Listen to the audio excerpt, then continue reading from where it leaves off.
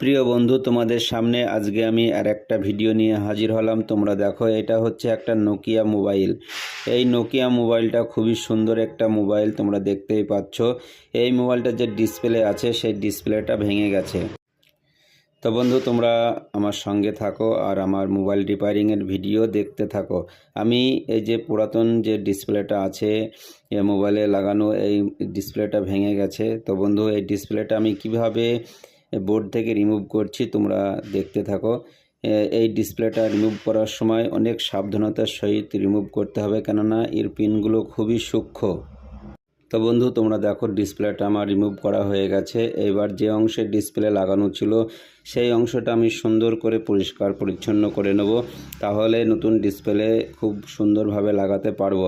যত পরিষ্কার করা হবে ডিসপ্লেটা তত সুন্দরভাবে ওই স্থানে বসানো যাবে। তো বন্ধু, তোমরা দেখো আমি একটা নতুন ডিসপ্লে নিয়ে নিলাম। এই নতুন ডিসপ্লেটা এখানে লাগিয়ে দেবো। তো বন্ধু, ডিসপ্লেটা আমার আগে থেকেই টেস্ট করা আছে। এবার আমি একটু পেস্ট লাগিয়ে দিয়ে ডিসপ্লেটা আবার ওই বোর্ডে লাগিয়ে দেবো। তো বন্ধু, তোমরা দেখতে থাকো আমার ডিসপ্লে লাগানোর পদ্ধতি।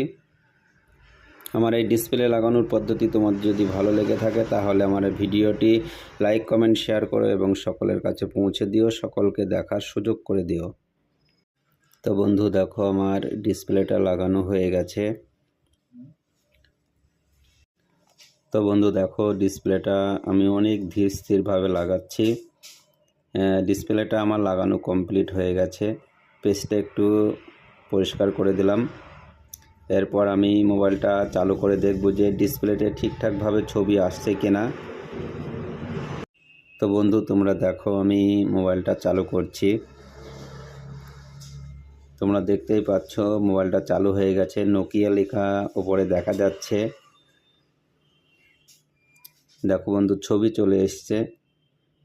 মোবাইলটা একদম ওকে হয়ে গেছে। এইবার আমি মোবাইলটা সেটিং করে দেবো। সেটিং করে দিলে আগের মতো হয়ে যাবে। তো বন্ধু দেখো, আমি মোবাইলের উপরের যে অংশটা ছিল সেই অংশটা লাগিয়ে দিলাম। এবার প্রত্যেকটা স্ক্রু টাইট করে দেবো। প্রত্যেকটা স্ক্রু টাইট করে দিতে হবে, তাহলে মোবাইলটা টাইট ফিট থাকবে। একটা স্ক্রু বাদ দিলে চলবে না, প্রত্যেকটা স্ক্রু লাগিয়ে দিতে হবে। আমি ধীরে ধীরে প্রত্যেকটা স্ক্রু লাগিয়ে দিচ্ছি।